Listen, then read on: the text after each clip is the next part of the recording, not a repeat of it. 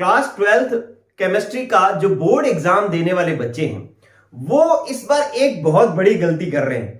क्या कि वो बहुलक लेसन को वो पहले वाला बहुलक लेसन समझ रहे हैं, लेकिन गौर करना बहुलक लेसन में इस बार दो बड़े परिवर्तन हैं। हमें इसकी तैयारी इसी हिसाब से करनी पड़ेगी। वो दो बड़े परिवर्तन क्या है? एक तो बहुलक लेसन जो है पहले 2 नंबर का हुआ करता था, अब इसके नंबर बढ़ा दिए गए हैं और वो कितने नंबर कर दिए गए हैं? 3 नंबर। तो इसका मतलब बहुलक लेसन जो है वो 3 नंबर का है।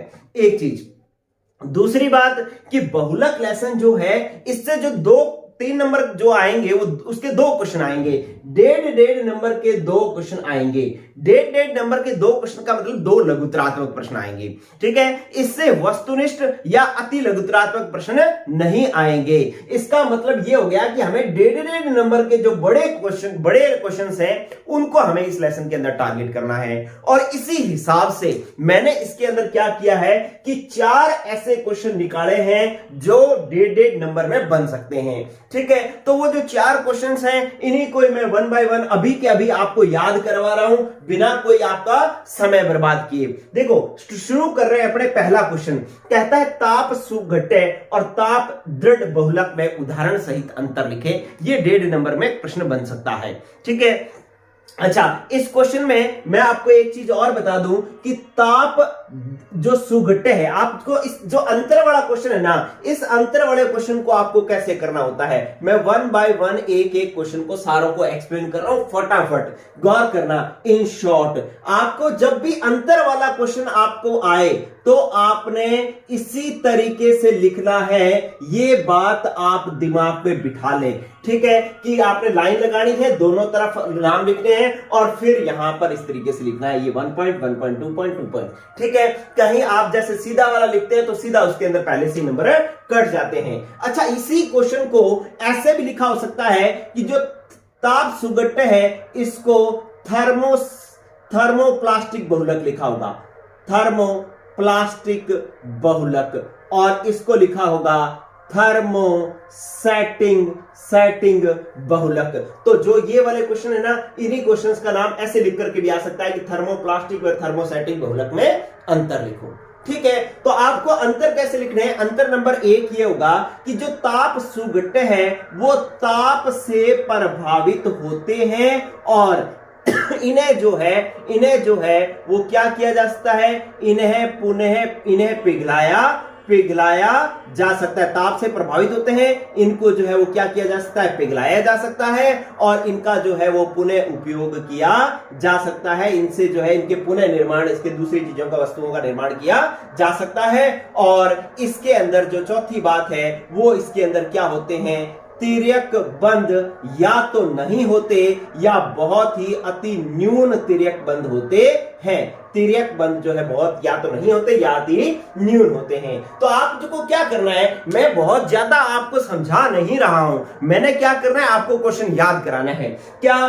ताप सुघट्य, ताप से अपघटित हो जाएंगे। ठीक है, तो ताप सुघट्य जो ताप से अपघटित हो जाते हैं इनको पिघलाया जा सकता है। पिघला करके इससे पुनः नई वस्तुओं का निर्माण किया जा सकता है और इसके अंदर तिर्यक बंद या तो नहीं होते या अति न्यून होते हैं। ये 4 अंतर हमने लिख दिए। ठीक है, अब इसके अंदर आप क्या लिखोगे? ये ताप से प्रभावित नहीं होते, इन्हें पिघलाया नहीं जा सकता, इनका पुनः उपयोग नहीं, पुनः निर्माण नहीं किया जा सकता और इसके अंदर तिर्यक बंद होते हैं। ये इंपॉर्टेंट है भाई, इसके अंदर तिर्यक बंद होते हैं। इसके अंदर तिर्यक बंद नहीं होते या अति न्यून होते हैं, लेकिन इसके अंदर तिर्यक बंद होते हैं। ठीक है, तो इसके बाद जो है इनका हमने क्या लिखना है? उदाहरण में थर्मोप्लास्टिक बहुलक या ताप सुघट्य बहुलक का जो उदाहरण है वो है हमारे पास पॉलीथीन। क्या है? पॉलीथीन जो है इसका उदाहरण है। लेकिन इसका उदाहरण जो है वो है हमारे पास बेकेलाइट। क्या है? बेकेलाइट जो है इसका उदाहरण है। चलिए फटाफट कमेंट करके बताओ मुझे कि भाई पहला क्वेश्चन आपको याद हो गया कि नहीं हो गया? ताप सुघट्य से पता लग रहा है ताप से प्रभावित होगा, पिघलाया जा सकता है, पुनः निर्माण किया जा सकता है, तिर्यक बंद नहीं होते या अति न्यून होते हैं, उदाहरण पॉलीथीन। इसका ताप से प्रभावित नहीं प्रभावित, पिघलाया जा सकता नहीं पिघलाया जा सकता, पुनः उपयोग किया जा सकता नहीं किया जा सकता, तिर्यक बंद नहीं होते हैं। ठीक है, उदाहरण पॉलीथीन, बेकेलाइट। चलिए एक क्वेश्चन आपका हो गया तैयार। चलिए मैं इसको साफ कर रहा हूं। इसके साथ ही एक बहुत जरूरी बात भी मैंने आपको बतानी थी कि एक तो ये कमेंट करो कि भाई ये वाला क्वेश्चन आपको याद हुआ या नहीं हुआ। दूसरा, आपको कमेंट करके बताना है कि आज मेरी आवाज में जो है वो कोई परिवर्तन लग रहा है क्या, कुछ ज्यादा अच्छी आ रही है। ये देखो इस बार मैंने जो है, अरे माइक, ये देखो इस बार मैंने ये माइक लगा रखा है। एक्चुअली क्या है कि ये 12th साइंस के बच्चों ने मुझे अभी फेयरवेल पार्टी पर गिफ्ट किया था कि सर आप जो है वीडियो कंटिन्यू रखो, इसलिए जो है हम आपको गिफ्ट देते हैं। ठीक है, सामान्यतः जो है मैं रेगुलर नहीं रखा था, ठीक है, लेकिन बच्चे चाह रहे हैं कि जर रेगुलर रखो, तो इसलिए जो है उन्होंने मुझे ये गिफ्ट किया है माइक। तो मुझे इसका भी बेनिफिट बताना कि क्या आपको जो है आवाज पहले की तुलना में ज्यादा क्लियर आ रही है। ठीक है, चलिए अब अपने क्या कर रहे हैं, दूसरा क्वेश्चन, एथीन के बहुलकन की मुक्त मूलक क्रियाविधि। ठीक है, ये भी एक 1.5 नंबर में इंपॉर्टेंट क्वेश्चन बन सकता है। देखिए क्या होगा एथीन के बहुलकन के मुक्त मूलक क्रियाविधि। देखें इसके अंदर ये होगा कि आप एथीन, ये होती है भाई ethene CH2 double bond CH2, अगर इसका बहुलकन करवाया जाए तो ये बन जाता है CH, ये सिंगल ए बॉन्ड टूट जाता है, एक संयोजकता इधर खाली एक इधर खाली, इसके अगर N अणु लिए तो ये जो है N अणु जुड़ जाएंगे, एथीन से पॉलीएथीन बन जाएगा। ठीक है, ये हमने क्या करवाया है, बहुलकीकरण करवाया है।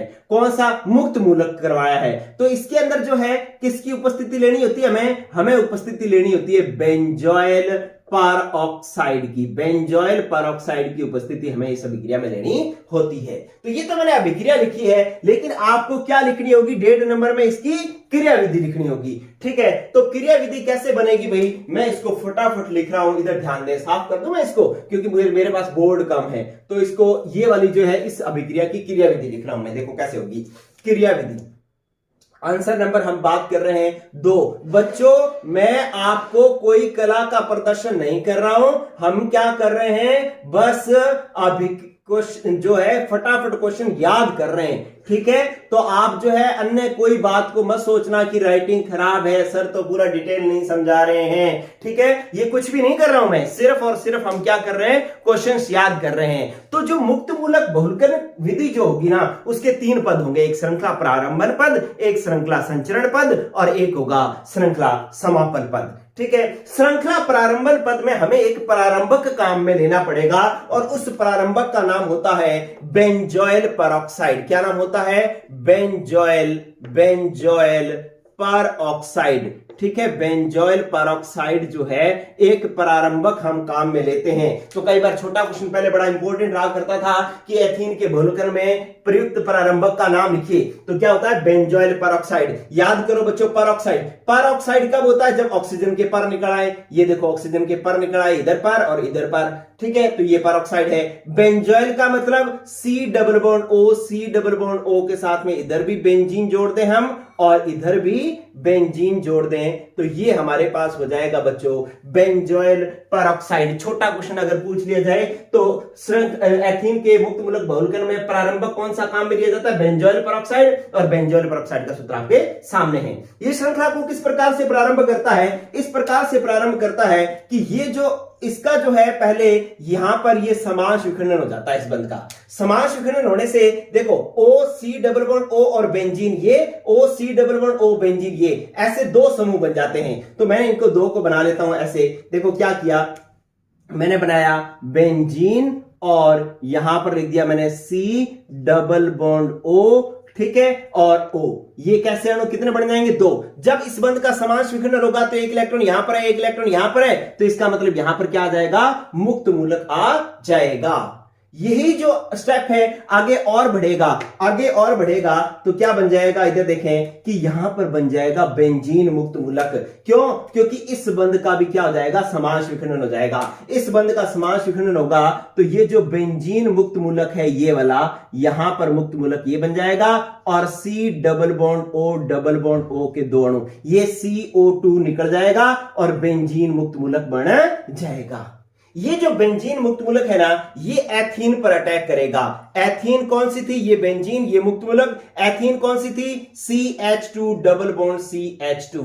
इस पर जब अटैक करेगा तो इस पाई बंद का कर देगा समांश विखंडन। समांश विखंडन करेगा तो स्थिति ये बन जाएगी बच्चों, ये है हमारे पास बेंजीन, यहां मुक्त मूलक था और इधर CH2 सिंगल बॉन्ड CH2, ये वाला बंध टूटेगा तो एक मुक्त मूलक यहां आएगा, एक मुक्त मूलक यहां आएगा, यहां वाला जो है वो बंध बना लेगा और इधर जो है एथीन पर यहां पर मुक्त मूलक रह जाएगा। बस यहीं से श्रृंखला क्या हो गई है, प्रारंभ हो गई है। अब इसके आगे एथीन के और अणु जुड़ते जाएंगे, ठीक है, और श्रृंखला लंबी होती जाएगी। जब यहां पर तो श्रृंखला प्रारंभ हुई है, अब श्रृंखला क्या होगी, लंबी होती जाएगी। लंबी होने को हम क्या कहते हैं, हम कहते हैं जी अब क्या आएगा, श्रृंखला संचरण पद आएगा। कौन सा पद आएगा, श्रृंखला संचरण पद। श्रृंखला संचरण मतलब श्रृंखला आगे बढ़ेगी। कैसे बढ़ेगी, इधर गौर करें भाई, ये आपके पास बना बेंजीन और यहां पर आ गया जी CH2 मुक्त मूलक। अब N अणु जुड़ेंगे किसके, CH2 डबल बॉन्ड CH2 के। होगा क्या कि भाई ये N अणु इस तरीके से आ जाएंगे बेंजीन और यहां पर हो जाएगा CH2 इसको यहां पर N लगा दो और यहां पर CH2 करके यहां पे क्या कर दो, मुक्त मूलक लगा दो। ठीक है, अब क्या करो कि ये जो है इसका मतलब है ऐसे एथीन के N श्रृंखलाएं जो है ऐसे ऐसे ऐसे ऐसे जुड़गी। श्रृंखला N श्रृंखला जो है वो एथीन के अणु जुड़ने से लंबी हो गई। तो ये था हमारा श्रृंखला संचरण पद। अब क्या आएगा, तीसरा पद आएगा जिसको हम क्या कहेंगे, श्रृंखला समापन पद। अब होगा बच्चों श्रृंखला समापन पद, मतलब अब श्रृंखला जो है वो समाप्त हो जाएगी। समाप्त कब होगी, जब ये मुक्त मूलक खत्म होगा। मुक्त मूलक कैसे खत्म होगा, ऐसी जो कई श्रृंखलाएं पूरी शुरू होंगी ना, तो ऐसी श्रृंखलाएं आपस में जुड़ जाएंगी। जैसे आपके पास एक तो ये श्रृंखला शुरू हुई एथीन और ये CH2 और N और यहां पर है CH2। ठीक है, ऐसी एक और श्रृंखला भी तो हो सकती है। ठीक है, एक और श्रृंखला भी थी, क्योंकि आप तो एक पात्र में अभिक्रिया करवा रहे हैं, तो ऐसी बहुत सारी श्रृंखलाएं शुरू होंगी। तो उनमें से जो ऐसी दो श्रृंखलाएं होंगी जिनके पास मुक्त मूलक होगा, यहां पर भी मुक्त मूलक और यहां पर भी मुक्त मूलक, ऐसी दो श्रृंखलाएं आपस में जुड़ करके जो है श्रृंखला को समाप्त कर देंगी। कैसे जुड़ेंगी, इधर देखो, पहले मैं इधर वाली ये वाली श्रृंखला पहले लिख रहा हूं। कैसे लिखी मैंने, ये लिखी कि बेंजीन और यहां पर आ गया जी CH2 और पैरों में N और फिर लिखा CH2 मुक्त मूलक। और अब ये वाली श्रृंखला इसके सामने लिख रहा हूं मैं। ठीक है, ये वाले नीचे वाली जो श्रृंखला है ना, वो इसके सामने लिख रहा हूं। क्या होगा कि मैंने लिखा यहां पर CH2 ये मुक्त मूलक और यहां पर CH2 इसके पैरों में क्या है, N और आगे क्या है, बेंजीन। तो ये लो जी, ये है हमारे पास बेंजीन। ठीक है, अब क्या होगा, ये मुक्त मूलक और ये मुक्त मूलक आपस में बंध बढ़ा लेंगे और श्रृंखला हो जाएगी समाप्त। ठीक है, इस प्रकार से बहुत सारे लंबी एथीन वाली अणुओं वाली क्या बन जाएगी, एक लंबी श्रृंखला बन जाएगी और ये पॉलीएथीन बन जाएगा। फटाफट बच्चों इसको बताओ मुझे कि कुछ आपको, क्योंकि मेरा काम अभी आपको फटाफट रिवाइज करवाना, याद करवाना है। आपने 3 पद बनाने हैं एथीन के बहुलकीकरण में, श्रृंखला प्रारंभन पद, संचरण पद, समापन पद। प्रारंभ में कौन लेना है, बेंजोइल पेरोक्साइड लेना है, जिसका समांश विखंडन होगा, मुक्त मूलक का निर्माण होगा, CO2 निकल जाएगी, बेंजीन मुक्त मूलक बनेगा। ये बेंजीन मुक्त मूलक एथीन पर अटैक करेगा और एथीन से एक कार्बन से कुछ जुड़ जाएगा, दूसरे कार्बन पर मुक्त मूलक आ जाएगा। अब क्या होगा, N अणु एथीन के जो है N अणु इस आगे श्रृंखला में जुड़ेंगे और इस तरीके से स्ट्रक्चर बन जाएगी। अब तीसरे समापन पद में क्या करो, ऐसी दो श्रृंखलाओं को आपस में जोड़ करके श्रृंखला समाप्त कर दो। बस ये जो है एक शॉर्ट एंड स्वीट रास्ता है भाई। लंबा काम करें, एक एक बात सिखाएं तो बहुत कुछ बातें होती हैं, लेकिन हमारा टारगेट क्या है, बोर्ड एग्जाम है। बोर्ड एग्जाम, हमें बस उसको फोकस करना है एक बार। ठीक है, लंबा लेसन सिखाने के लिए और वीडियोस पड़ी हैं, आप उसमें जाकर के देख सकते हैं। चलिए अब अपने क्या करते हैं, तीसरा क्वेश्चन करते हैं। तीसरा क्वेश्चन, रबर के वल्कनीकरण के मुख्य उद्देश्य लिखो। तीसरा क्वेश्चन बड़ा जबरदस्त क्वेश्चन है भाई, 1.5 नंबर में ये भी एक महत्वपूर्ण प्रश्न आ रहा है। अच्छा बच्चों देखो, मेरी वीडियो पढ़ी रहनी है। ठीक है, आपका जब एग्जाम हो तब मुझे कमेंट करके बताना कि सर आपकी वीडियो के अंदर ये आपने 4 क्वेश्चन बताए थे, इनमें से ये क्वेश्चन हमारा आया था। ठीक है, क्योंकि इन्हीं में से एक क्वेश्चन तो आना ही आना है। एक क्वेश्चन और क्या बन सकता है वो भी मैं बताता हूं, पहले मैं ये 4 क्वेश्चन पूरे करता हूं। ठीक है, चलिए अब है बात रबर के वल्कनीकरण की। वल्कनीकरण में आंसर नंबर 3। पहली बात तो रबर के वल्कनीकरण की आवश्यकता क्यों पड़ती है, उद्देश्य क्या है, ये मैं लिखवाता हूं। ठीक है बच्चों, क्या होता है कि जो प्राकृतिक रबर होता है ना, वो क्या होता है, एक एक पॉइंट नोट कर लो। उच्च ताप पर तो क्या हो जाते हैं, ये नरम हो जाते हैं प्राकृतिक रबर जो होते हैं, और कम ताप पर, अगर ताप कम हो, निम्न हो, तो ये जो है वो भंगुर हो जाते हैं, मतलब टूट जाते हैं। प्राकृतिक रबर में कुछ कमियां होती हैं, उन कमियों को हमने सुधारना है। वो कमियां क्या क्या होती हैं कि भाई प्राकृतिक रबर जो है ना उच्च ताप पर तो पिघल जाता है और निम्न ताप पर टूट जाता है। तो इसका फिर नेक्स्ट पॉइंट क्या है कि ये जो है ना जल अवशोषण क्षमता होती है, ये जल को अवशोषित कर लेते हैं। ठीक है, और ये जो है वो कार्बनिक विलायकों में घुल जाते हैं। कार्बनिक विलायक जैसे अल्कोहल, ठीक है, बेंजीन, ईथर, इनके अंदर विलायकों में क्या हो जाते हैं, कार्बनिक विलायकों में ये क्या होते हैं, विलय होते हैं, घुल जाते हैं प्राकृतिक रबर जो है। ठीक है, और फिर क्या है कि ये ऑक्सीकारकों के प्रति प्रतिरोधी नहीं होते, ऑक्सीकारकों के प्रति प्रतिरोधी नहीं होते। इसका मतलब क्या हुआ कि अगर किसी ऑक्सीकारक की इससे अभिक्रिया करवाए ना तो ये अभिक्रिया कर लेते हैं। ठीक है, तो ये 5 बिंदु आप ध्यान में रखें। ठीक है, क्वेश्चन ऐसे आएगा कि रबर के वल्कनीकरण का उद्देश्य क्या है, या रबर के वल्कनीकरण की आवश्यकता क्यों पड़ती है। तो आप कहेंगे कि जो प्राकृतिक रबर होता है ना, वो उसकी कुछ कमियां होती हैं। क्या कि भाई एक तो वो उच्च ताप पर नरम हो जाते हैं, निम्न ताप पर भंगुर हो जाते हैं, जल की अवशोषण क्षमता इसकी में ज्यादा होती है, और कार्बनिक विलायकों में ये घुल जाते हैं, और 5वां कि ऑक्सीकारकों के प्रति ये प्रतिरोधी नहीं होते, उनसे अभिक्रिया कर लेते हैं। ठीक है, तो ये कमियां होती हैं। इन कमियों को दूर करने के लिए, अब सुने बात, इन कमियों को दूर करने के लिए प्राकृतिक रबर को क्या किया जाता है, सल्फर के साथ मिलाकर के, सल्फर के साथ मिलाकर के जो है वो क्या किया जाता है दोस्तों, इसको गर्म किया जाता है। कितना, लगभग 375 से 415 केल्विन ताप तक की परास में जो इसको गर्म किया जाता है। ठीक है, इस प्रक्रिया गर्म करने को ही क्या कहा जाता है, वल्कनीकरण क्या कहा जाता है। होता क्या है कि जो सल्फर जो है ना, सल्फर इसकी जो है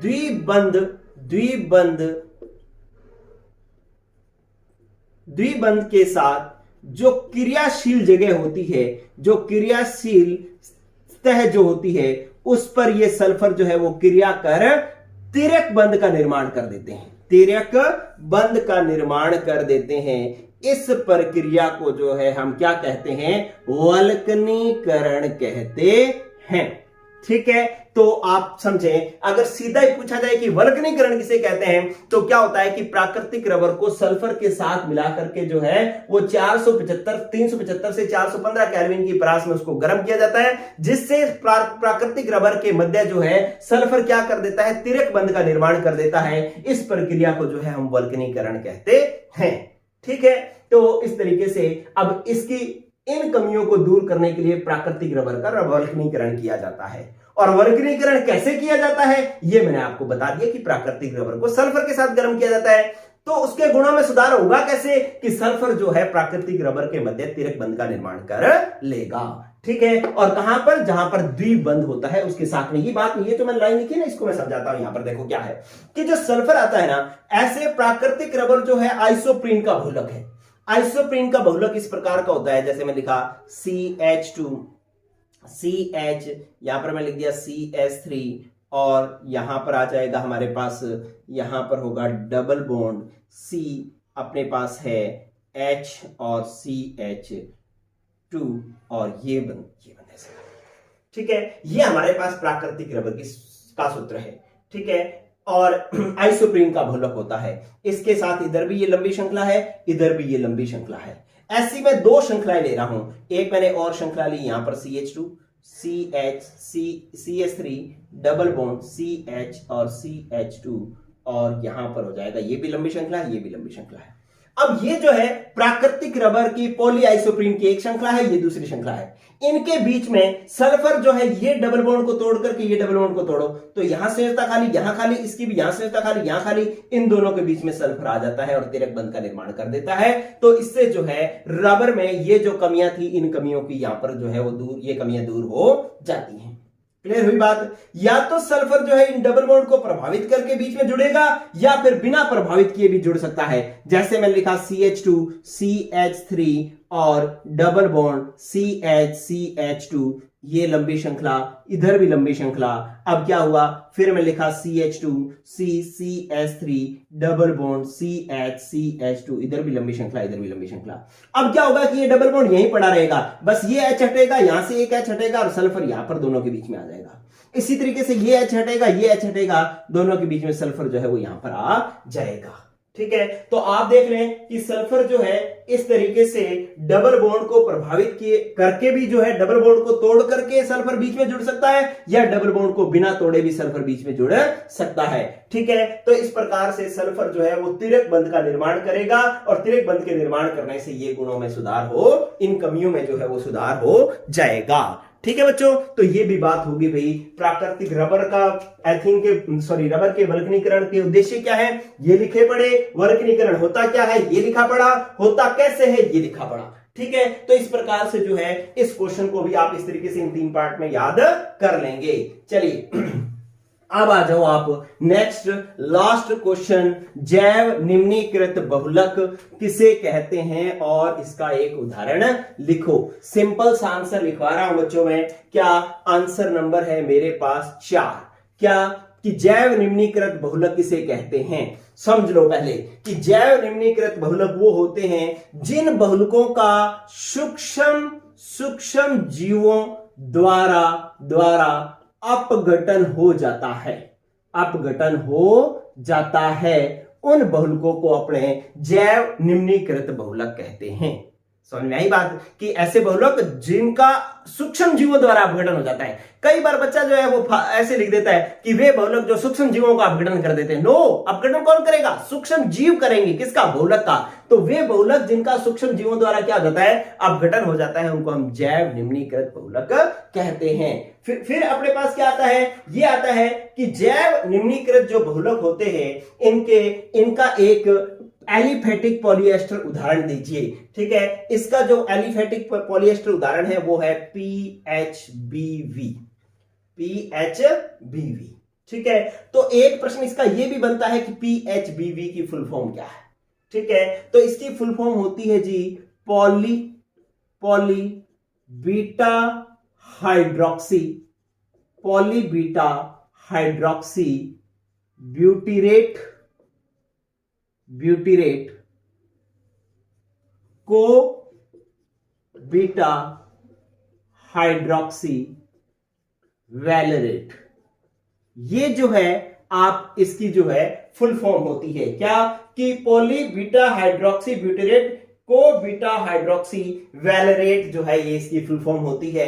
ये PHBV की फुल फॉर्म क्या होती है ये क्वेश्चन आपसे पूछा जा सकता है। और जैव निम्नीकृत बहुलक का एक उदाहरण PHBV, और PHBV की फुल फॉर्म क्या है याद कर लेना, पेपर में पूछी जा सकती है। पॉली बीटा हाइड्रोक्सी ब्यूटीरेट को बीटा हाइड्रोक्सी वैलेरेट, ये जो है इसकी फुल फॉर्म है। ये बनता कैसे है? बनता बहुत ही आसान है। होता क्या है इसके अंदर कि आपने एक जो है ऐसे लिखा कि भाई मैंने लिखा 2 इसके अंदर जो एकलक होते हैं वो एक तो होता है 3 हाइड्रोक्सी ब्यूटेनोइक अम्ल और एक होता है 3 हाइड्रोक्सी पेंटेनोइक अम्ल। ये दोनों मिलकर के जो है वो आपको क्या निर्माण करते हैं? PHBV का निर्माण करते हैं। तो मैं 3 हाइड्रोक्सी ब्यूटेनोइक अम्ल का निर्माण पहले लिख रहा हूं। ये तो हो गया हमारे पास ब्यूटेनोइक अम्ल, इधर देखो C डबल बॉन्ड OOH। ठीक है, और इसके साथ 1 2 3 पर हाइड्रोक्सी है तो 3 पर मैंने लगा दिया OH। ठीक है, बाकी हाइड्रोजन पूरे कर लो, ये लो और ये लो। ठीक है, तो अब ये हो गया भाई 3 हाइड्रोक्सी ब्यूटेनोइक अम्ल। अब इसी तरीके से एक इकाई क्या लोगे? 3 हाइड्रोक्सी पेंटेनोइक अम्ल। पेंटेनोइक का मतलब 5 कार्बन, 1 2 3 4 और 5। ठीक है, ओइक अम्ल है तो ये लो कार्बोक्सिलिक अम्ल हो गया। 3 पर हाइड्रोक्सी है तो ये लो OH हो गया। ठीक है, तो ये 3 हाइड्रोक्सी पेंटेनोइक अम्ल का उदाहरण हो गया। बस आप क्या करो, हाइड्रोजन पूरे कर दो, ये लो ये लो, ठीक है, ये आपके पास हो गया। अब ये दोनों मिलकर के PHBV का निर्माण करेंगे, लेकिन इन ये PHBV का निर्माण कैसे करेंगे?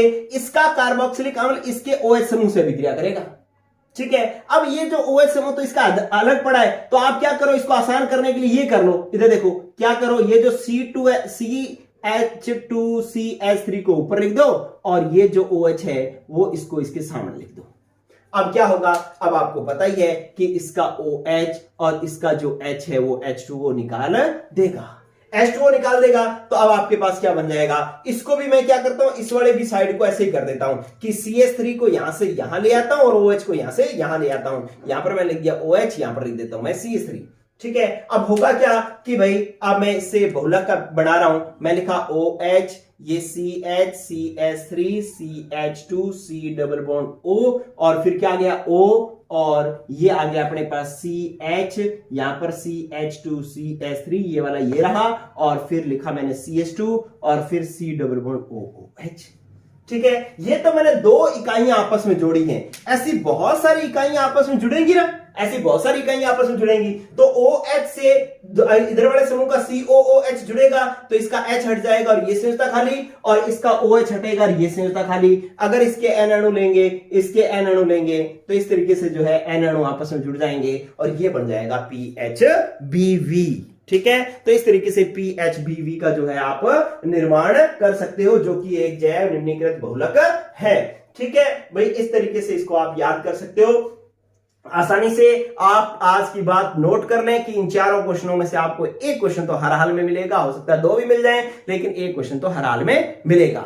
एक तरीके के और क्वेश्चंस क्या आएंगे, ऐसे क्वेश्चंस आएंगे कि निम्न बहुलकों में 1 लाख इकाइयों के नाम लिखो, जैसे नायलॉन 6 की एक इकाई होती है कैप्रोलैक्टम, ठीक है। और इसी तरीके से कुछ आपको कोई बहुलक भी बनाने के लिए कह सकता है कि ब्यूनाइस का निर्माण करके बताओ, डेक्रोन का निर्माण आप कैसे करोगे, ठीक है। तो ये सब बातें जो है मैंने एक और वीडियो बना रखी है, उसके अंदर बता रखी हैं। लेकिन ये जो बड़े क्वेश्चन जो 1.5 नंबर में बनने थे वो ये बनने थे। छोटो छोटों को मिला करके भी बड़ा क्वेश्चन बन सकता है, वो छोटे जो है एक बहुलक जो है, जैसे आपको यूं भी कह दे कि आप क्लोरोप्रीन का निर्माण करके बताओ, ठीक है, नायलॉन 6 का निर्माण करके बताओ, तो ऐसा भी कोई क्वेश्चन आपसे पूछा जा सकता है, ठीक है बच्चों। तो इन क्वेश्चन को एक बार जरूर एक नजर मार के जाना।